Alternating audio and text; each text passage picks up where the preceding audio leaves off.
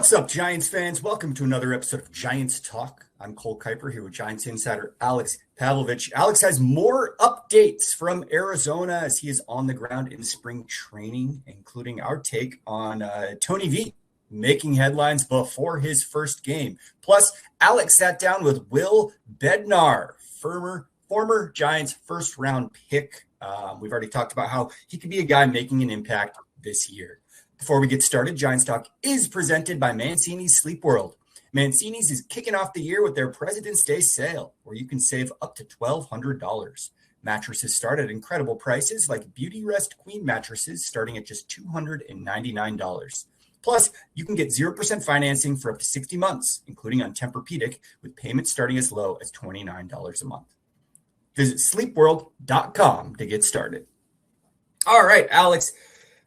All kinds of fun stuff going on in the world of the Giants right now, but I feel like the biggest one we're hearing about is the new manager, Tony Vitello, getting a bit of a viral moment. I don't know, his first chippy moment with the local media. Yeah, I'll say too, I'll give my thoughts. I first want to set this up. Like, I saw a lot of the tweets. There was a lot of this did go beyond our bubble. Can we, as we set it up, for those who aren't super online, do a quick recap of like what happened, I guess? Well, that's what I'm going to set up. Basically, he sat down and asked Susan Slusser, like, when did you guys think I was going to take the job? And then it was, 2.5, 3 minutes of just, which we've seen from Tony before, of him being upset about the way the reporting went down. People can go, the videos everywhere. You can go find it. It's easy to find if you want to watch the whole thing. He's done this before at Tennessee. He's like one of those, I think everyone's watched like the 6-minute video of him when he was talking about how to define success or something like that.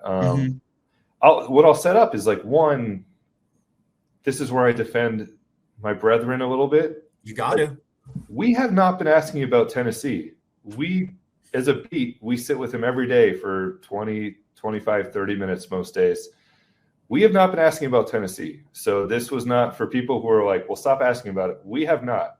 So that's the first thing I will say. And then the second thing I will say is that I take exception to, and I fully understand his side of it.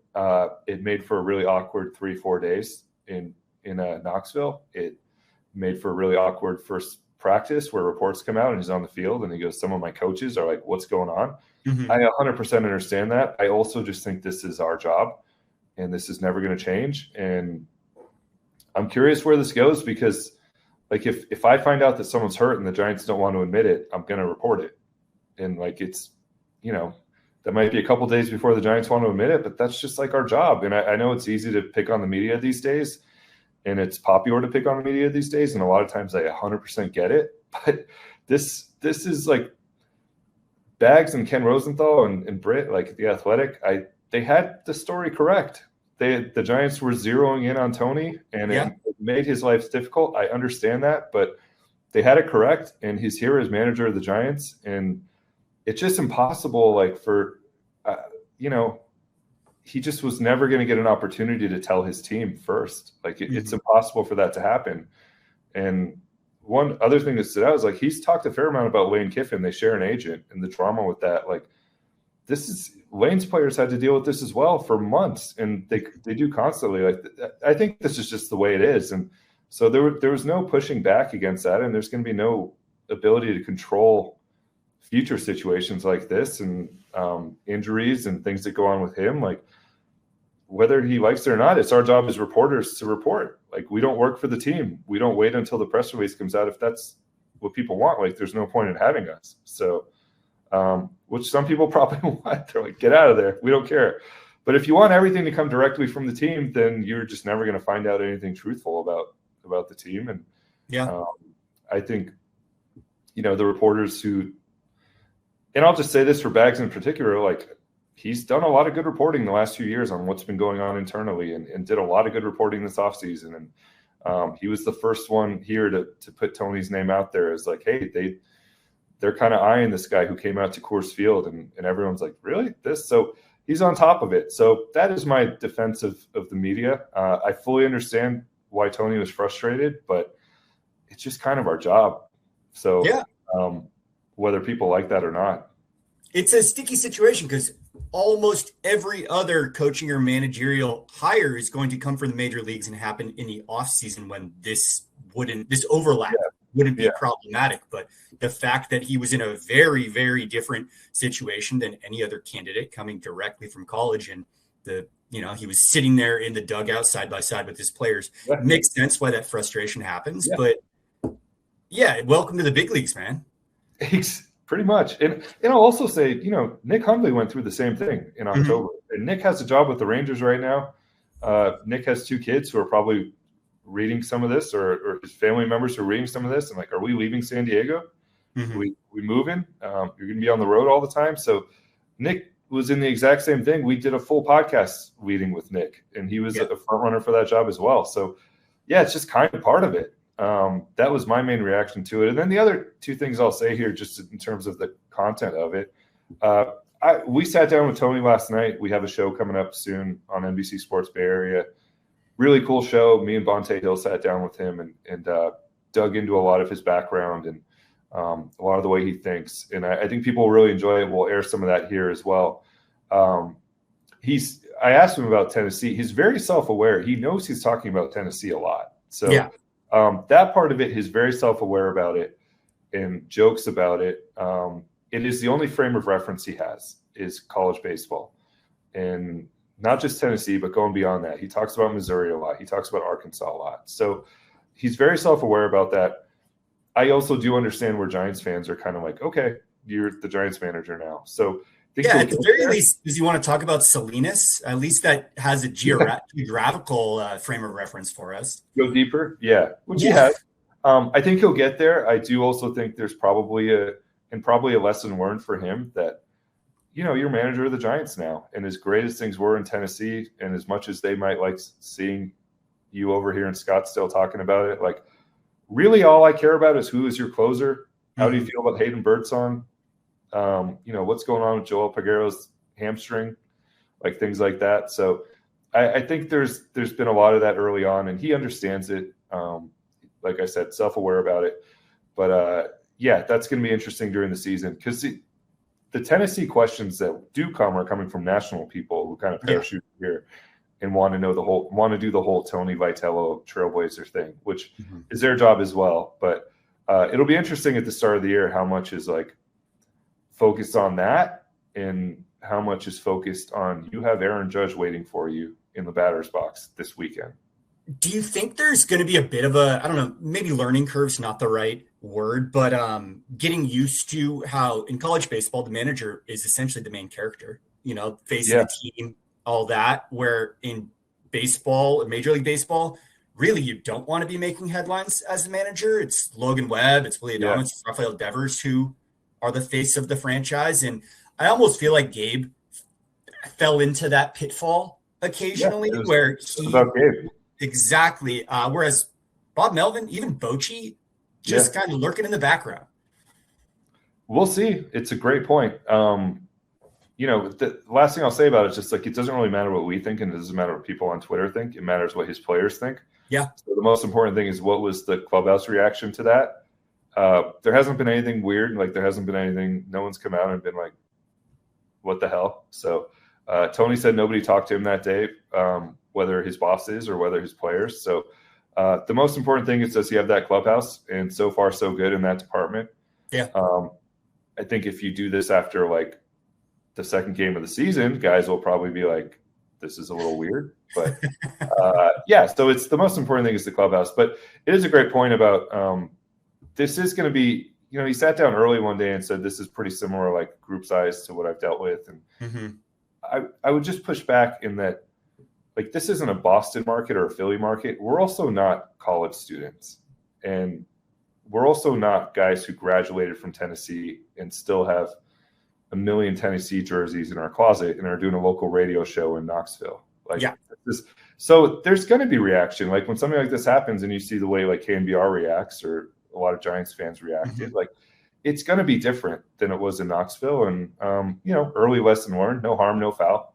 Yeah. But, it'll be interesting because I think the one thing I've heard from him, and I've talked to some people who know him this week who just reached out to me and we're like, this is going to happen every once in a while. Like, this is just kind of his thing. So, and he did it at Tennessee as well.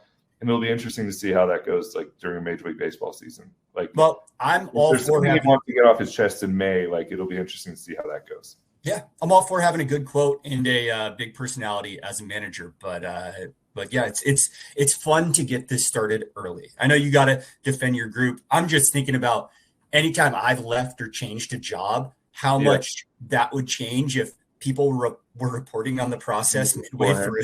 Yeah. No, I fully understand just the way it blew up his life. And just to your point, like, this is just going to happen, like whether he likes it or not. It's just going to be, he is a major national story. And at the time he was a major national story. And that is honestly why, like, those things are coming with Ken Rosenthal's byline on it. Like, this is a major story. So yeah, I guess that's just, it's just going to be part of it. And I'm just really curious, like, if somebody gets hurt or if somebody, is this going to, because remember with Gabe, all of a sudden he's like, I'm not going to give you the lineup until an hour before. I don't see why anybody, Dave Roberts is like, what the F are you? Okay, cool, dude. So, like, is there going to be some of that everything is so internal that, or like somebody's, something happens to a starting pitcher and we find out the morning of, that was what we experienced with Gabe, and it didn't go over well with other teams. And I think a lot of fans over time were like, okay, don't really, what's the point of this? Yeah, it doesn't really benefit us in any way as fans. Yeah, I mean, there's a part of this, and it's what we do. And I get yelled at about the lineup every day. I don't put it together, but part of my job is I know there are people who get the lineup from beat writers as opposed to other areas. So yeah, it's just part of our job. I hope it is understood. Yeah. All right. Well, we will keep our eyes open throughout the rest of spring training and the rest of the season for more of Tony Vitello growing into his major league manager role.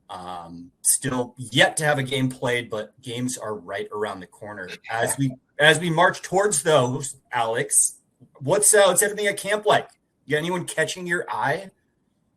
Well, the funny thing too is, like, part of the reason this became such a big deal is this has been a drama-free camp here so far. Yeah. Like, this is really the most interesting thing that's happened in a week and a half. Other than that, they had a cool scrimmage yesterday. I've posted a lot of video of that on Instagram, on YouTube, on Twitter. I understand it's raining back home quite a bit, so maybe a little sunny BP will help people. I'll point out, we've talked about Devers here. He just continues to look like unbelievable. He is all right. He took Logan Webb deep yesterday. Logan threw him a sinker, which he would never do in a real game. But he has just looked awesome. And just, I think we talked about this last podcast. I lose track now of how many different places we write and post things. But just a reminder that he's going to be hitting second or third for these guys all year. And yes, like, should legitimately probably, the way he looks, I'm like, that's 40 plus homers.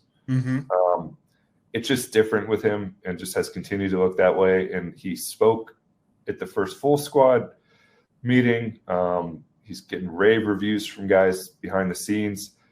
It's speaking of things we will watch media wise this season, it's going to be really funny to see the reaction from Boston if this is the version of Rafi Devers. the I am helping young guys. I'm loving playing first base. I'm crushing at the plate. He did it all in the dugout. Yeah, did an interview with Monte the other day. Did it all in English. There's probably people falling over in Boston that they see some of these clips. So that'll be funny. And then the two young guys I want to point out, Carson Seymour, who pitched a live BP the other day. He struck out Luis Arias, which is difficult to do. Now it's live BP. Guys are working on things. But still, like, struck out Willie after that. Really impressive. And we've talked about this a lot. They need a couple guys to just take the leap in the bullpen. And all of a sudden it's like, Carson Seymour is a dude out of nowhere. So he's really interesting to me. Somebody I'm watching all spring. You watch him throw, you see the stuff. He gave up a fair amount of homers last year. There's no reason why I think Carson shouldn't succeed in the bullpen. And he would be like up near the top of my list of guys that Frank Anderson and Justin Message and Christian Wonders like should Can you get that guy to be a solid piece in the 7th inning? That would be huge. And then Trevor McDonald has looked awesome as well. And we saw what he did at the end of last year.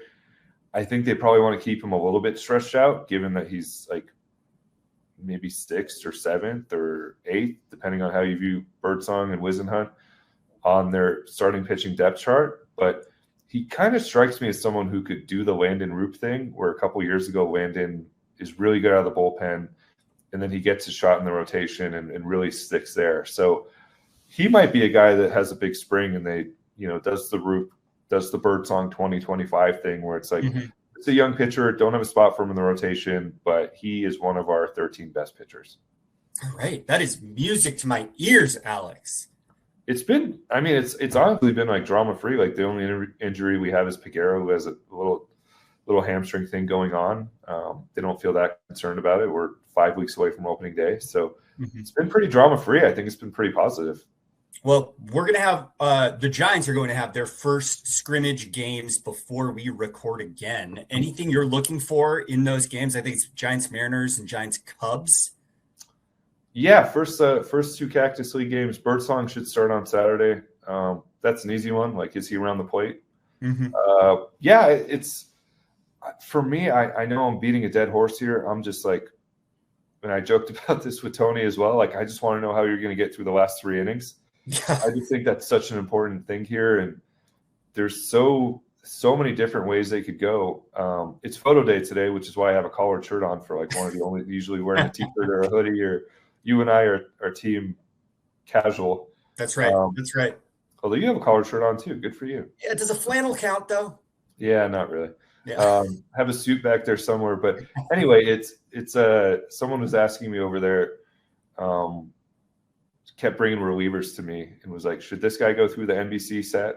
Like the little dramatic, hold up the ball, do the glove. Slow-mo. Yeah, look hard. Lights. And basically every guy that was brought to me, I was like, yeah, he might be in the bullpen. Yeah, he might be in the bullpen. Yeah, he might be in the bullpen. So it's a real open question here. And that is what I'm watching, because those guys will get, 2-3 of those guys will get into Saturday's game, 2-3 of those guys will get into Sunday's game. And, there's StatCast fully available here now because of ABS. So we're going to have a real good idea of what kind of stuff these guys have early on. Yeah. All right. Before we move on to mailbag questions and your sit down with Will Bednar, I just want to look around the league for some more league-wide signings of our familiar faces, our old friends here on Giants Talk, a little remembering some guys, if you will. Up first, Dom Smith finally landed a deal. He signed a minor league deal with the Braves. It's crazy. We were saying in October, September, that this is a guy who should be getting real playing time on a team, and that's the only reason he's not a fit for the Giants. I expect him to get not a minor league deal. Related, something that stood out during the scrimmage, which was interesting because they had fielders out there and they tried to do home road and let Logan sit and then come out for a second inning. Bryce Eldridge was not with the starters as the DH. Casey Schmidt was the DH, not that Casey would be the opening day. Well, he might against Max Fried, but it was interesting that Bryce was not automatically in that group. Yeah. And Dom Smith reminded me of that. I'm happy for Dom. I thought he was awesome on the field last year. Really good behind the scenes. Tremendous fashion. Really good to know. There were some Instagram. I think he has an Instagram account dedicated to his clothes. He's one of those guys. Really interesting stuff. So I'm happy for him. It sucks for guys like this and like Wilmer Flores, and the game has gotten to a point where like that 1 year, $4 million, $5 million, whatever, come be on our bench doesn't really exist anymore. Now it's like, this is part of, like Brandon Belt dealt with this way in his career. He's like, all right, cool, I'll just go home. I could come win a job in camp. But exactly. I think Dom, he has shown enough that I think he will be on a big league roster and probably in Atlanta. But it's a bummer that like it's gotten to a point where every front office is working from the same template now, that it's like, okay, we'll give you the NRI. Come and try to win that job. Yeah. Dom Smith is 30, I think. So yeah. How about this one? 35, Mike Tauchman going back to New York. This is Mets, right? Yeah. Mets, not Yankees, but going back to the city at least. He's had a wild road since his Giants time. Yeah. Going over to the KBO, rough year in Chicago, year before that with the Cubs, or White Sox, and then the Cubs. This is one of our sticking points on Giants Talk, that he should be recognized every time he comes to Oracle Park, and the Mets come in the first week. Every time. So I will be paying close attention to see if anybody cares, because you and I are just like, we're like, this is the lost, forgotten guy from 2021 who single-handedly like saved them 2 games. Exactly. Maybe 3. Especially that game at Dodger Stadium could have been such a swing moment in the season. And so I think if you are there when the Mets come in, like, stand up. Yes, please do. I think if the Giants lose that game at Dodger Stadium, they might not win 100 games that year. That would be such a swing momentum wise. If we've done the, like, imagine if they won the World Series that year, how would things be different? We've joked about what that would mean for Chris Bryant with the Giants, but you would have to have a Talkman statue in the stadium somewhere, or some sort of recognition if that season went on to be something more memorable than it did. Because what he did that year in those 2 moments plus the Grand Slam, incredible. I almost feel like there should be a mural somewhere, like underneath, like where the skee ball is. There should just be him going over a wall, and fans can like go take a picture and jump against the wall. Exactly. Giants marketing. There you go. See if you can jump as high as he did. Yes. Maybe we're the only ones who care. Very much may be. One more, Connor Joe, signed by the Mariners. Another guy I'm a huge fan of. I was trying to think if there was any way he could fit onto this team. I don't think he does, with outfield and first being his primary spots these days. But good for Connor Joe. Very nice guy. Has been through a lot off the field, so a ton. Yep. And then Joe Panic is now a minor league roving infield instructor with your San Francisco Giants. Alex, what does that mean? He will be roving to affiliates. It's a more. There's 4 or 5 different affiliates. He's they're in Arizona, they're in the DR. So there's a bunch of places. I think his plan is to spend a lot of time in San Jose or wherever. Mm-hmm. He's planning to spend a lot of time with Josh Ward, Johnny Level, Gavin, Luis Hernandez. We'll see how fast he moves along here. But Joe's been with them a few years now, and he has been visiting, but his family's a little bit older now, and it's more of an official title for him. This is, Ryan Vogelsong has done this on the pitching side the last few years. So basically gets him on a pretty set schedule to visit affiliates and work with infielders. And I've seen him here. He's very excited about it. It's cool. It's cool to see him here. He's out of second base taking feeds the other day. And I'm like, still got it. Looks like how's he look? All right. So it's going to be a big year for that group, because there's Brandon Belt Day, and those guys are going to be around. So, former Gold Glover Joe Panic. Yes. Well, he's going to put in some time with the minor league guys. Do you think he has time to work with the new second baseman, who all we hear about is his defense? I think Ron Washington has that. That's fair. That's fair. He's behind Luis constantly. That's what we have around the league. By the way, yeah. Luis Arias, I tweeted about him the other day. Just, it's a scrimmage. He made a play at second. Nothing special. Just like, I was like, here you go. Here's some video. Just trying to help out. Padres fans, not happy. There's a weird dislike. Not that they dislike the person. There's a weird, like, good luck with that in San Francisco. So it's something to watch, and it's gonna be funny if he goes like 9 for 12 against them in that first series. They seem to think they really got away with one here, and their playoff odds are going to be better because Luis Arias is a Giant. So something to watch. Was he a bad Padre? No, a good teammate. Everyone here loves him. I think they're just like. I'm trying to think of any world where a guy would go on to another team and I would be like expecting or wishing him poorly, unless he would have to be hashtag bad Giant, which there are very few. Yeah, I think this is purely like a good luck with the defense situation. Okay. Maybe fair, but also it's funny because it's a first road trip, San Diego. So little revenge series there for Luis potentially. He's going to have the best defensive year of his career. Bold predictions coming soon. I'll sit on that one for a little while. You ready for it? Okay. Yeah. All right. I'm going to this is just a reminder, like, they're not asking him to play shortstop. So, or catcher. Like, come on. Before we move on to Mailbag and Will Bednar, Giants Talk is presented by Mancini Sleep World. Every mattress is backed by Mancini's Rest Easy Promise, which includes a 365-night comfort guarantee, where you can try your mattress for a full year. If it's not the right fit, they'll make it right. Free next-day delivery and old mattress removal. Buy today, sleep better tomorrow with no extra cost. And a best price guarantee. If you find a better deal, they'll beat it. Just visit sleepworld.com. All right, Alex, let's get through a few mailbag questions before we move on to your chat with Will Bednar. The first question we have today is from Luke. Luke says, agree or disagree? On paper, this offense is the best Giants offense since 2016.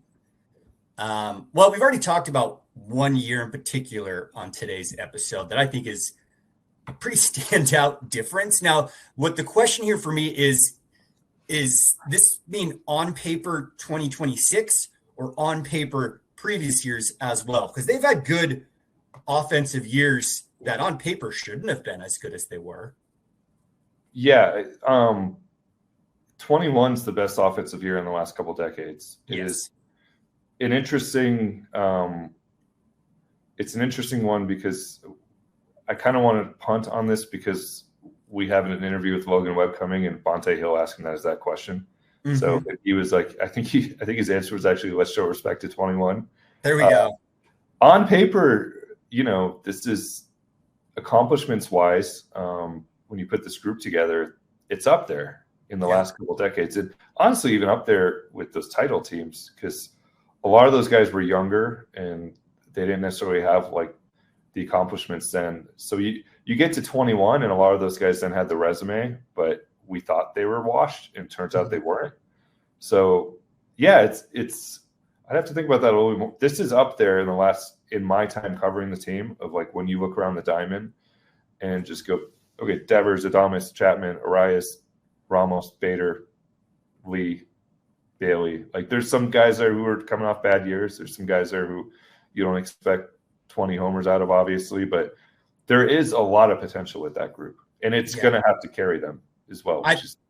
I think the potential is kind of the defining thing I want to frame this question around, because going into 2021 versus going into this year, it seems like this year is the better offense. Now, obviously, lightning in a bottle struck. Yeah, people went insane, but there's possibility people go insane this year too.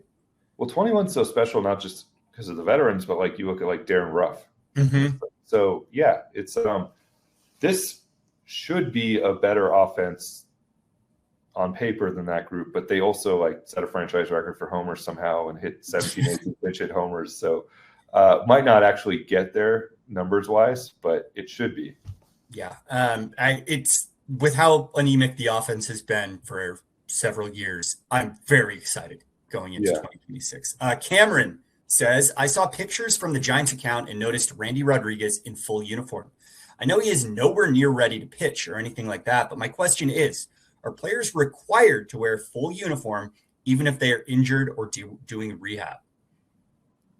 No, I think that might just be a personal preference thing for him. I mean, there's all sorts of, you see guys out here in hoodies.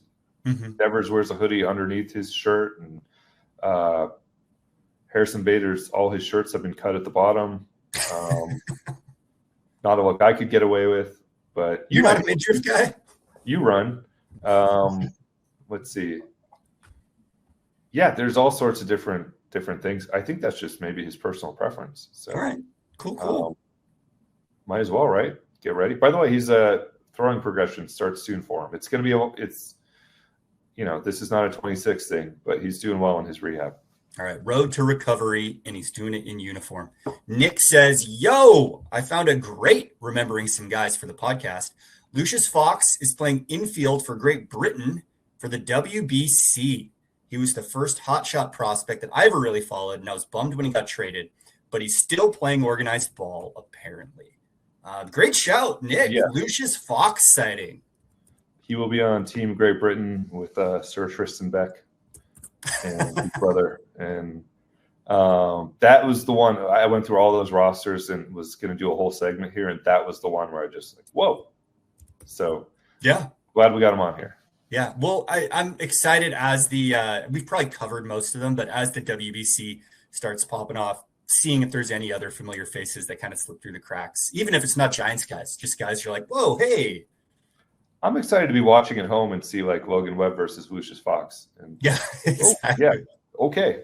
Yeah, who saw this coming? All right, one more that I think makes a lot of sense, and it's something we kind of do every year while you're in spring training. Sarah says, I'm coming to Scottsdale for just one weekend. What would be your food stops? Good question. I've been to Fat Ox a couple times. It's outstanding. I would highly recommend Fat Ox. It's like a little bit 10 minutes up the road from Scottsdale Stadium. Okay. And then I think Farm and Craft is my new like early in the day place, breakfast, lunch. So those are the two that stand out to me currently. I will keep working on it the next day. We went to Oregano's last night because we do our yearly show with the manager and usually take him to dinner. Shout out to everybody who watched Bob Melvin 8,000 times last year because I think every rain delay early in the year. That re-aired so much. Yeah, I get those texts from a lot of people, and I'm like, no, I'm well aware. I'd like walk past the bar, and there's Bob sitting there. Yeah, so we went to Oregano's, which is also that's like an old. I'm sure you've been there a million times. That's an old school place, but was a reminder to me of how good that place is. So, and they were awesome to us, and could not recommend them more. So, if you want to go have a nice big place, is there a place that's kind of replaced Don and Charlie's as the go-to San Francisco Giants hangout? Because I went there constantly as a kid, as a young adult, and it seemed like anytime I'd walk into Don and Charlie's, you'd see Rob Nen at the bar. Yeah. You'd see Will Clark there. And, I'm not encouraging our listeners to try to bug people, but it was really cool just how Giants-centric that was. Yeah, I don't know if there is one of those. I mean, that was kind of a special thing. Like, that's the kind of restaurant that doesn't exist anymore. Yeah. So, unfortunately. Yeah. Unfortunately. All right. I don't go to spring training often enough and to have any great recommendations. And when I do go, we usually just eat at like family's house every night. But I'm trying to think where we went last year. My dad loves Culver's because that's a Midwest thing, and they have it in Arizona for some reason. So we always make a stop at Culver's. There was a Mexican pizza place we went to last year that was fabulous. I will try to think of the name before the next episode of the podcast. And then there's so many steakhouses out there. Yeah, there's a lot of steakhouses here now. So it's something the Bay Area is. It's like Starbucks in the Bay Area is steakhouses in Scottsdale.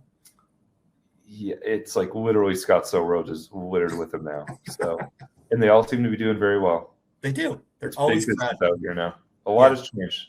It has. Do you know what shocked me last time I was out there was the amount of like Waymos and Teslas and Cybertrucks. It seemed like the EV scene was really popping off in Scottsdale.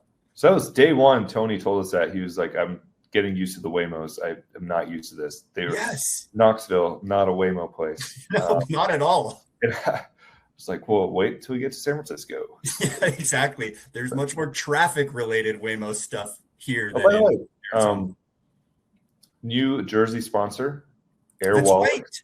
Yeah. Reminder, shout out to the cruise video, the greatest video to ever be posted.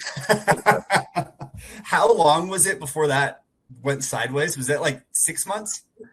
4 months? I think their license got suspended like 2 months later. Oh my gosh, that was brutal. But Air Wallets is on. The photos, people, I laugh every single time I see the screen grabs from that promo shoot because they really went all in on that. And for the cruise one? Yeah. What was it like with every sunrise? There's an opportunity or something. Yeah, Gabe looked like he was doing a hostage video. He really went all in. He gave him everything he had. He did. And, It always surprises me when these jersey logos are companies I've never heard of. Like I'd never heard of Airwalks. At first I was like, Airwalks? Like the skate shoes I wore in 6th grade? Yeah. It's I guess that's why they do it, right? Yeah. Now we've heard of them.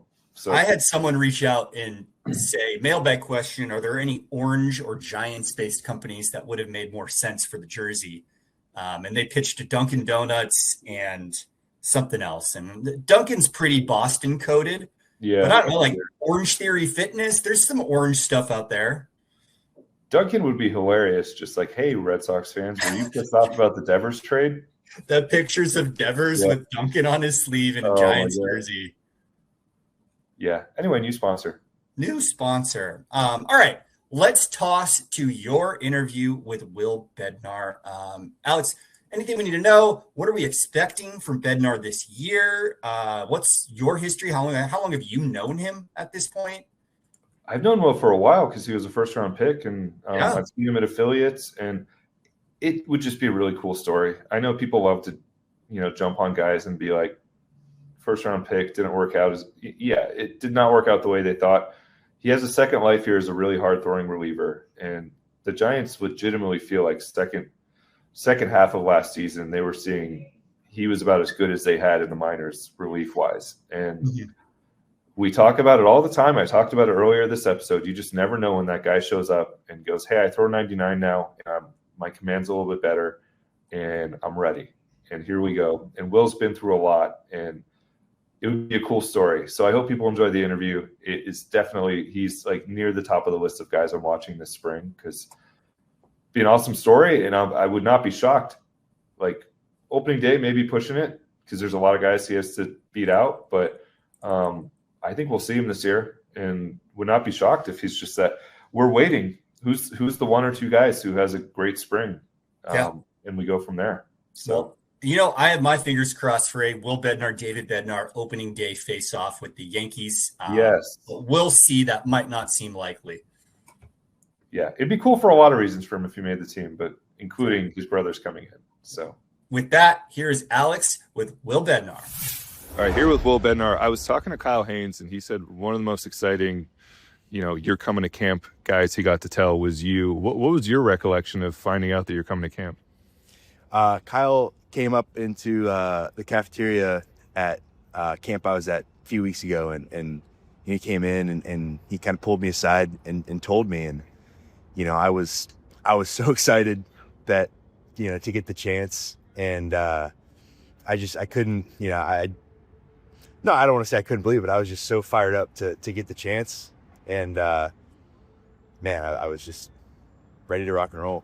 First few days here, anything stick out? Any interaction with the big leaguer or manager or coach that has stuck out to you and you're like, I got to text my brother or got to tell my parents? Or nothing too crazy because a lot of the guys have been around Papago a lot. So, it's a lot of familiar faces, but, it's been really cool to work with the new staff and get to know those guys. And probably one of my favorite has been getting to work with Justin Message. He's been, because he worked with Dave in Pittsburgh in the bullpen.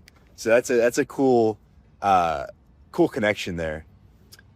For you coming into camp, there's some open spots here, and Tony and Buster both said there's a lot of opportunity. How do you view the next 6-7 weeks and what you want to accomplish? Obviously that's something I think about, but I can't let that be the main thought of just trying to do that. I think the biggest thing is just coming in here and putting in the work every day and just doing everything I can to be the best that I can, and whatever works out is going to work out. I kind of try to follow the cliches of like not trying to control what I can't, or just control what I can control. And it's like, it's kind of corny, but like you can't worry about things that are out of your control. For Giants fans who I've seen you at affiliates a couple times, but for Giants fans who maybe lost track a little bit the last few years, how would you kind of sum up your trip through the minor leagues? And mostly, I think, some of the injuries that you had to deal with and overcome. I'd say, to sum it up, it's been rocky. No, it's just, obviously it hasn't gone quite the way I wanted it to go. Being hurt for 2 years, obviously get a rough start, and then being hurt for 2 years after that, obviously was not my plan.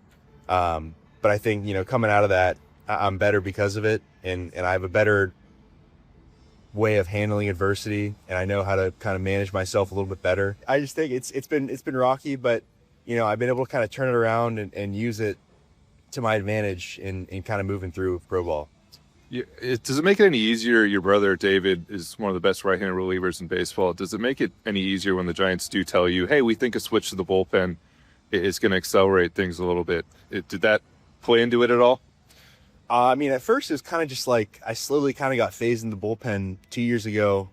And then this past year, or I guess last year, it was I was just full-time in the bullpen, and it was definitely an adjustment, but I've really enjoyed switching there. I think it's, for me personally, I feel like it's just like less time to think and more time to just kind of like, the bullpen is a good place to be, and it's, like I said, less time to think and more time to just like kind of get ready and go into the game.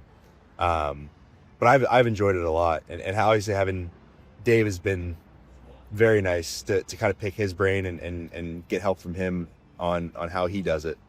One thing I was hearing from scouts last year is like, hey, have you seen Bednar's velocity jump recently? And last year, it's pretty noticeable for you. What has been the progression there from being a starter to a reliever, where I think last year you're pretty regularly 99 miles per hour? It kind of just, I think it's a little bit of everything. I think, obviously coming into more leverage situations, and kind of being juiced up coming out of the pen, and then also just trying to throw the ball a little harder. I think that all kind of helps. For you, when you look at it, have you hit 100 yet? Is that a goal of yours? Is I know sometimes you look at like the detailed numbers, it's like 99.7 or something. How do you view that? It's funny you say that number, because that is the exact hardest. That's the exact hardest I've thrown. And some people like to claim it's 100. I do not. 100 is when it's 2 zeros. 100.0. That's the 100. And obviously the main plan is to punch tickets and get outs, but I would like to throw 100. So we're waiting for the true 100. Yes, of course. Secondary pitches and the way you're trying to get guys out right now, and you said trying to punch tickets. As a starter, you have to have the whole kitchen sink. As a reliever, what are you trying to do? I'm kind of fastball, slider, splitter right now. The splitter has been pretty up and down, but I think it's the past couple weeks it's shown a lot of promise. I think that'll be it's getting more consistent, so that'll be definitely helpful, especially against lefties. And then the slider is it's definitely a little bit more vertical than it was when I had first gotten drafted. And that's just kind of been trying to throw it a little harder and locate it better. Last year it wasn't as good as I wanted to be. So this year it's definitely more consistent. My last thing for you, Tony has brought you up a couple times just as being on the other side at Tennessee. Obviously, you're a very, very good college pitcher. What's your background with him? Does it go back to recruiting, or how far have you known Tony? So I was never recruited by him, but we did play against them in the SEC tourney, and they 10-runned us. It was me, our Friday guy, and Landon Sims, who was, in my opinion, the best closer in the country in 21, and they waxed us. So that was my what I remember of Tony, and I kind of hated him for it, but no, now I getting to meet him and kind of learn more about him, it's cool. Like he's the type of guy who's gonna have his players' backs no matter what, and he's very passionate, so it's exciting. What were Tony Vitello Tennessee teams like from the other dugout? We've seen the social media clips, and you love it if you're on his side. On the other side, was it a little annoying? They were rowdy. They're definitely rowdy. I don't remember it personally because I only threw against them the one time, and I wasn't super locked in on the dugout because I was getting my I was getting lit up. But yeah, they're definitely rowdy. A lot of people say the college game has come a long way, and you pitch at a big time program. How close do you think it is now where the transition for him is not going to be maybe what it would have been 10 years ago? I think the jump is definitely a little bit smaller, but I think there's definitely an adjustment coming from college to pro ball. The talent is obviously better, and just a little bit. Especially going from playing in front of 10,000 people to playing in front of 5 at a backfield game, it's definitely that's another adjustment. But obviously the game is getting better at that level, and it's getting closer. All right. Well, it's been a long time coming. It is very cool to see you here. And somebody, like I told you, scouts started to text me last year, like, what's going on here with Will? So I was curious going into the Rule 5 draft, what would happen there. You're still here, and a good opportunity for you this spring. Yeah, I mean, I'm so fired up. I'm going to just try to soak in as much as I can and just take in everything of being here and really just try to make the most of it.